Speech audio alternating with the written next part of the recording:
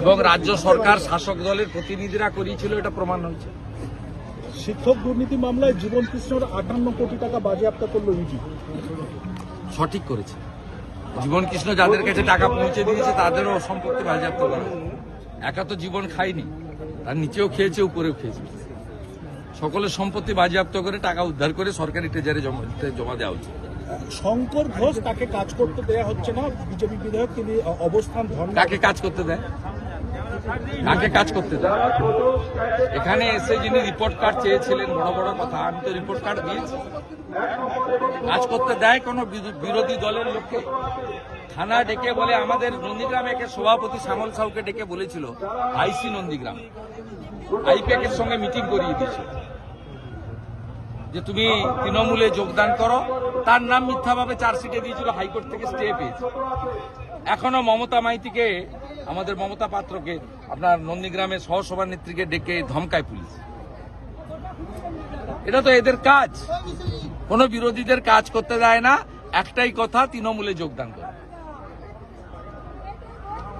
অতএব যারা মেরুদণ্ড সোজা রেখে বিরোধী রাজনীতি করতে চায় তাদের এখানে সুযোগ নেই। কয়েকটা দিন আছে, এপ্রিল মাসে এবার হারবে, জনগণ জেগে গেছে। হিন্দু সমাজ আজকে যেভাবে দেখলেন রাস্তায় নেমেছে, আমরা তো গাড়ি দিয়ে লোক আনিনি, এতজন এসছে, এরা প্রসাদ দিতে পারবে কিনাও জানি না, কিন্তু আজকে কিভাবে মানুষ বেরিয়ে এসছে হিন্দুত্বের টানে।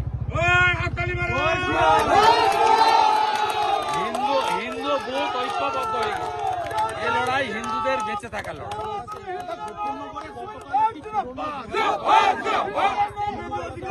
উনি আসামি ছিলেন, উনি জানেই না, হল জানে না।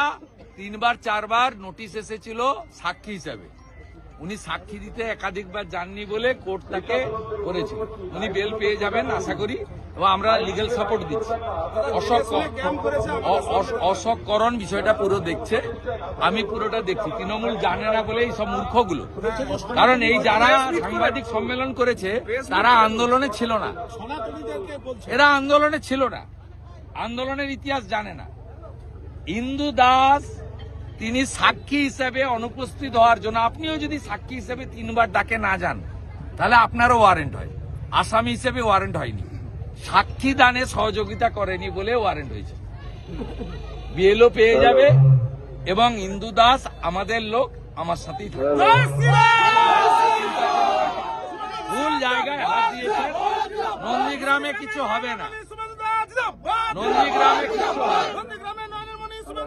তৃণমূলের সবচেয়ে বড় রাজনৈতিক অস্ত্র মমতা ব্যানার্জি যেখানে ভোতা হয়ে পালিয়েছে, আর কিছু হওয়ার নেই।